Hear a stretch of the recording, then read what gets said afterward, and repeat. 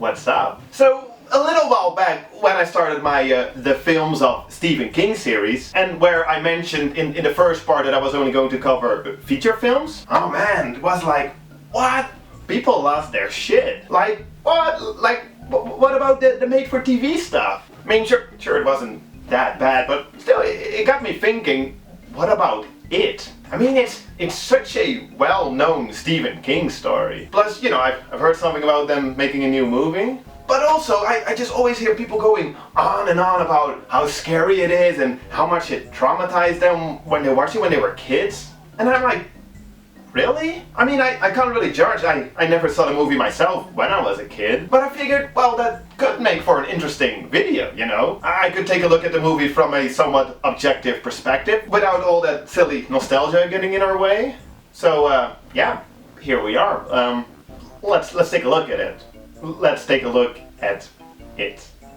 Directed by Tommy Lee Wallace, who, among other things, is responsible for creating the iconic Michael Myers mask, the movie opens with this random kid racing her tricycle until, uh-oh, what's that? So, she's dead, and this guy's like, oh man. Especially after he finds this photograph nearby the crime scene. So, he goes to the library where he works to call up a bunch of his childhood friends. See, what happened is, they all grew up in this little town, you know, the town where the guy still lives. And one of his buddies, his little brother, died. And, you know, that's the kid that he recognized on the photo. So these kids, back then, they found out that the little brother was killed by some kind of evil being. One that usually shows itself as a clown. So they try to defeat it, and afterwards they make a pact that would it ever return, so would they. So that's why, you know, back to the present, the guy's ringing up all of his old buddies.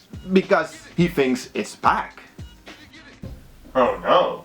Needless to say, all this is based on Stephen King's It, which is a novel. And a thick one, well read, it well over 1,000 pages. So obviously there's a lot of shit going on, way more than you could fit into one movie. And well, that's also the reason why this was conceived as a made-for-television miniseries. Originally 4 2-hour blocks, but eventually cut down to just 2 blocks. But still, without commercials, that's 192 minutes. That's well over 3 hours. And that's already one thing that always baffles me when people tell me that they used to watch this when they were a kid. I mean, what kid watches a 3-hour-long movie? It's so long.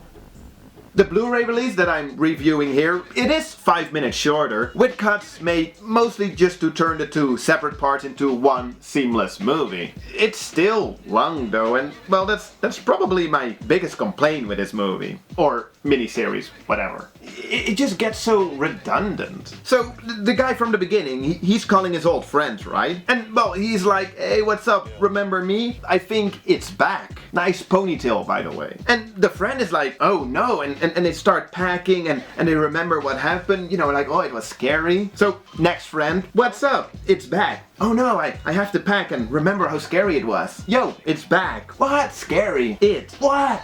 Jesus, we get it. And sure, I know, I am nitpicking here a little bit. Because, you know, every time one of the adults think back to their childhood after they got that phone call, we do learn more about that specific character, as well as just the group as a whole and their adventures with the clown. Ah, the clown. Of course, it's Pennywise, the dancing clown, who does a surprisingly little amount of dancing in this movie. Still, quite a show stealer and definitely the most memorable thing in this whole movie. Played by Tim Curry, perhaps best known for his role in the Rocky Horror Picture Show, he does a great job at making the clown both funny and terrifying.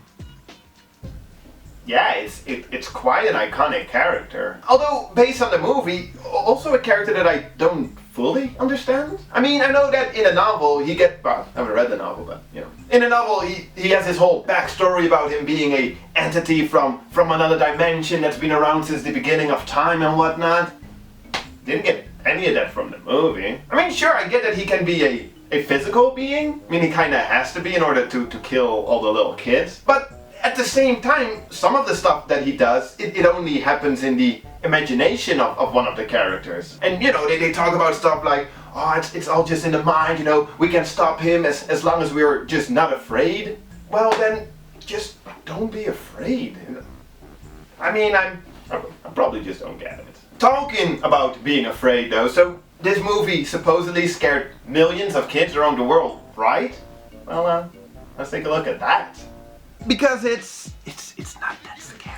Although I can imagine being a kid that some scenes or sequences would definitely be a little scary. I mean, even me as an old fart, I like those bits. There's a bunch of practical gags throughout the movie and, well, regardless if they're scary or not, I just enjoy them a lot. Just some good old fun practical effects. I like that. As well as just this overall nostalgic feel, if you will. It's something that's always a little hard for me to explain. I also tried it while talking about Stand By Me in another Stephen King video. It actually reminded me a lot of Stand By Me. You know, the group of friends, they're all outcasts, losers, if you will, being tormented by a group of annoying bullies, and they're out on an adventure. Sure, in Stand By Me it's looking for a dead body, and here it's fighting an extra-dimensional entity, but hey, I mean, didn't say they're exactly the same. But yeah, I just love that childhood friends vibe. You know, the location that they spend a lot of time, it's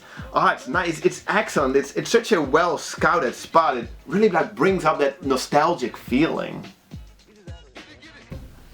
So yeah, there's definitely still enough going on here that I quite enjoyed. I mean, sure, the acting is all over the place, and both endings, you know, to what happened when they were kids, but also what happens at the end when they're adults. Both endings, in my experience, they're somewhat anticlimactic. And like I said a couple of times already, it runs a little too long perhaps, and you know, like it gets a little repetitive. And I know I keep complaining about the length, but you know, you're gonna watch it as one movie, you know, it's too short to watch it as a series. You're not gonna watch it in two viewings. It's just like a pretty long movie. Still, despite all of that, it has its charm. I like it. Even just the filmy grain and the full screen aspect ratio, it all just adds to its charm. So yeah, I like it. Definitely nothing mind-blowing and certainly not as scary as some people make it out to be. But still, it's just a fun, nostalgic feeling, scary story that just runs a little too long. I wonder how long this would look in 2017.